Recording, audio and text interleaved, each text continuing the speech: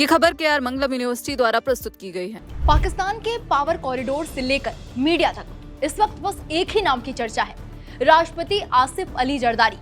वही जरदारी जिन्हें राजनीति का पुराना खिलाड़ी माना जाता है और जिन्हें एक दौर में दुनिया मिस्टर 10% के नाम से जानती थी। चर्चा इसलिए नहीं हो रही है कि उन्होंने बहुत अच्छा या बहुत महान काम कर दिया है, बल्कि ऐसा जहरीला बयान दे दिया है जिसकी वजह से हिंदुओं का खून खौल रहा है। दरअसल इस्लामाबाद का यादगार फतेह मैदान लोगों से खचाखच भरा हुआ था।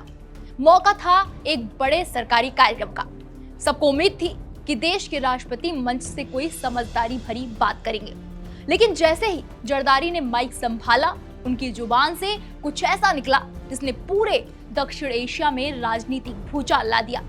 जरदारी ने चेहरे पर एक अजीब सी मुस्कान के साथ कहा, हम पाकिस्तानी तो इतने बड़े दिल वाले हैं कि अपने देश में 4% हिंदुओं को बर्दाश्त कर रहे हैं। जरा ठहरिए और इस शब्द पर गौर कीजिएगा, बर्दाश्त। क्या किसी देश का राष्ट्रपति अपनी ही चुनी हुई जनता, अपने ही नागरिकों पर यह एहसान जता सकता है कि उन्हें बर्दाश्त किया जा रहा है? जरदारी यही नहीं रुके, उन्होंने आगे भारत पर निशाना साधते हुए कहा, भारतीयों की सोच अलग है, उनका अपना एजेंडा है, वो अखंड भारत की बात करते हैं, लेकिन हम सहनशील मुसलमान हैं। हमारे यहाँ हिंदू जितने आजाद हैं उतने कहीं नहीं। वो भारत जाने के बजाय हमारे साथ रहना पसंद करते हैं। राष्ट्रपति के इस बयान के सामने आते ही दो बड़े विवाद खड़े हो गए। पहला, ये कि किसी देश के अल्पसंख्यकों को बर्दाश्त करने वाली सोच कितनी जहरीली है, और दूसरा बड़ा विवाद था जरदारी साहब का कमजोर गणित। जरदारी ने सीना ठोक कर दावा कर दिया कि पाकिस्तान में 4% हिंदू आबादी है, लेकिन सच क्या है? खुद पाकिस्तान की सरकारी एजेंसियों का डेटा जरदारी के इस दावे की धज्जियां उड़ा देता है। 2023 में पाकिस्तान में जो आधिकारिक जनगणना हुई थी, उसके आंकड़े कहते हैं कि वहां लगभग 52 लाख हिंदू रहते हैं, यानी कुल आबादी का महज 2.17%। अब सवाल ये उठता है कि जरदारी साहब ने रातों रात इस आंकड़े को 2.17% से बढ़ाकर 4% कैसे कर दिया? क्या ये सिर्फ अपनी बात को बड़ा दिखाने का एक खोखला दांव था, या फिर देश के राष्ट्रपति अपने ही मुल्क के असली आंकड़ों से पूरी तरह बेखबर हैं? उनके इस बयान से लोगों को हंसी भी आ रही है और गुस्सा भी। हंसी इसलिए क्योंकि जब गणित कमजोर हो तो आंकड़ों की बात नहीं करनी चाहिए, और गुस्सा इसलिए कि हिंदुओं को लेकर उन्हें जो जहर उगला वो हिंदू समाज को बर्दाश्त ही नहीं हो रहा। लेकिन इस पूरी कहानी में एक बहुत बड़ा ट्विस्ट भी है।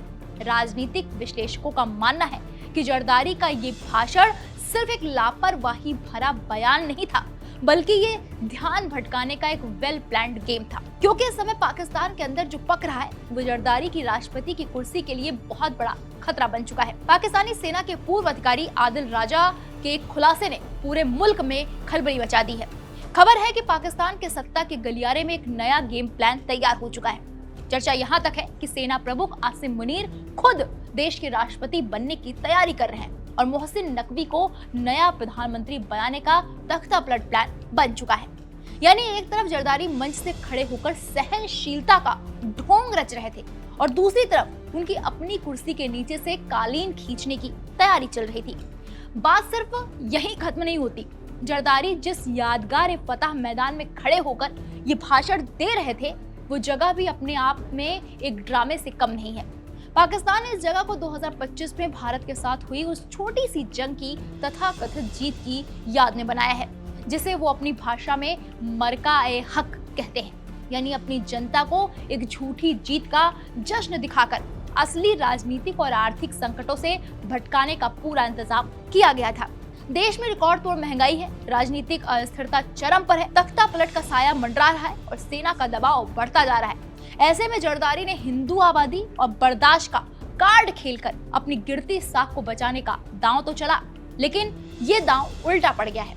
अब सबसे बड़ा सवाल यह है कि क्या जरदारी का ये बयान अपनी जनता का ध्यान भटकाने के लिए था, या फिर ये पाकिस्तान की अंदरूनी राजनीति में आने वाले किसी बहुत बड़े भूचाल की पहले की आहट है? क्या जनरल आसिम मुनीर वाकई जरदारी की छुट्टी करने वाले हैं? ये तो आने वाला वक्त ही बताएगा। फिलहाल जरदारी के इस बयान पर आप क्या सोचते हैं, हमें कमेंट सेक्शन में जाकर जरूर बताइएगा। बाकी बड़ी खबरों के लिए आप देखते रहिए दैनिक जागरण।